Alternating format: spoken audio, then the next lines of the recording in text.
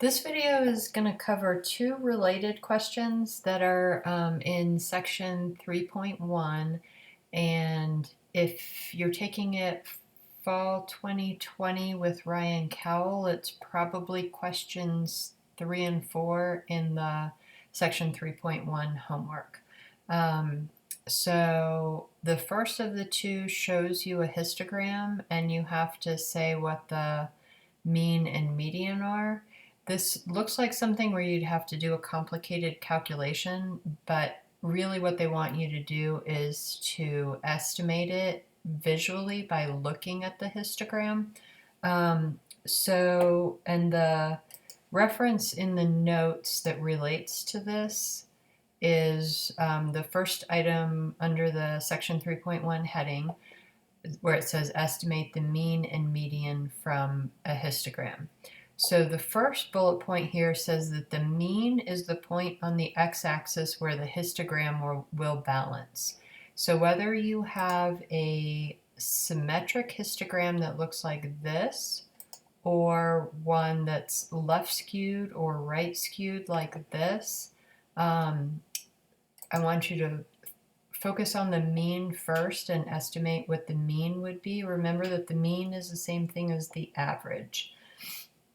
So what I mean by the point on the graph where it would balance is if you were to build something that looked like this graph, say out of Legos, and then you wanted to balance it, what place would you have to put the thing that you're balancing it on for it to not flop over either to the left or the right?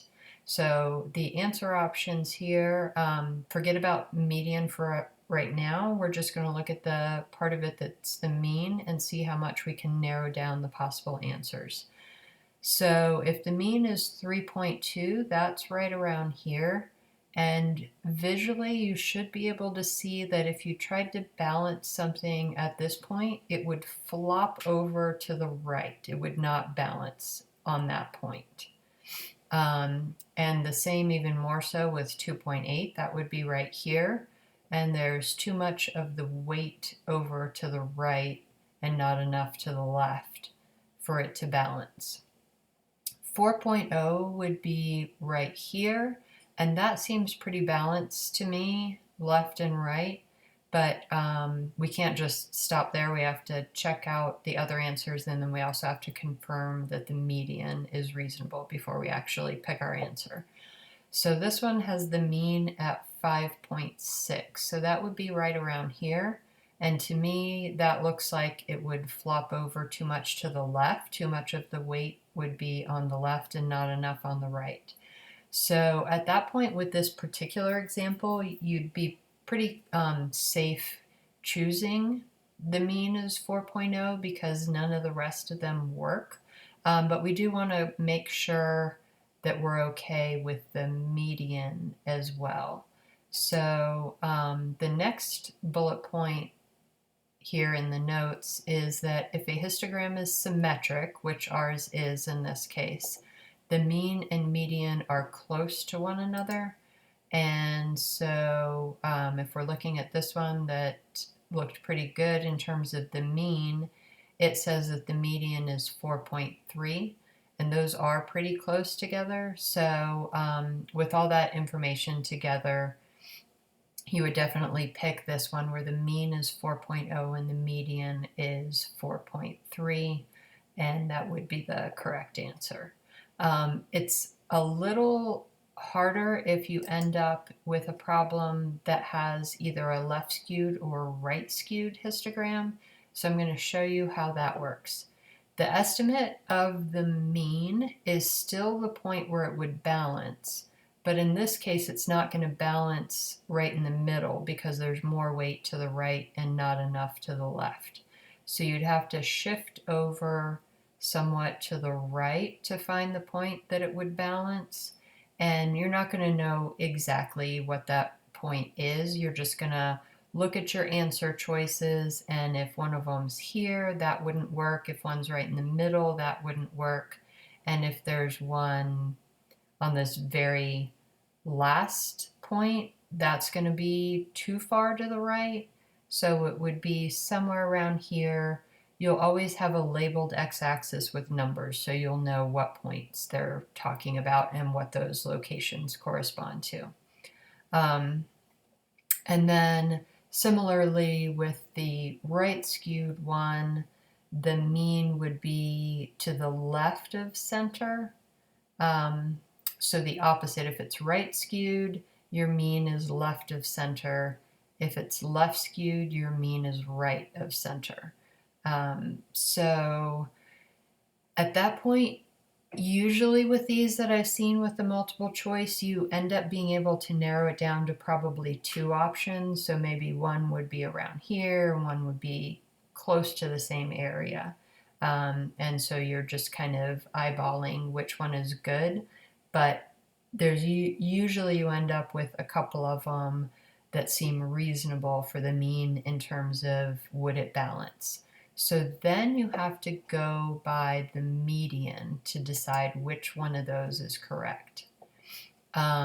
So if your graph is skewed to the left, the median is higher than the mean. So now what we've got, looking at the left skewed one, if this is the center, the mean is to the right and farther right. So if these were labeled, say, 1 to 10 across here, you'd have 5 here as your center. That's none of your answers. Your mean would maybe be here around like 7 or so, and then your median would be probably around 8 or so. So your median is going to be a higher number than your mean, and your mean is going to work the same way, only the opposite. If it's right skewed, there, if you've got your center here, and again, if we're going to label this being 1 to 10, and your center is around 5, your mean in that case would be somewhere maybe around 3, and your median would be even farther to the left, maybe around 1 or 2. So that sums up this problem, which is problem number 3 in the homework for students who have COWL in fall of 2020.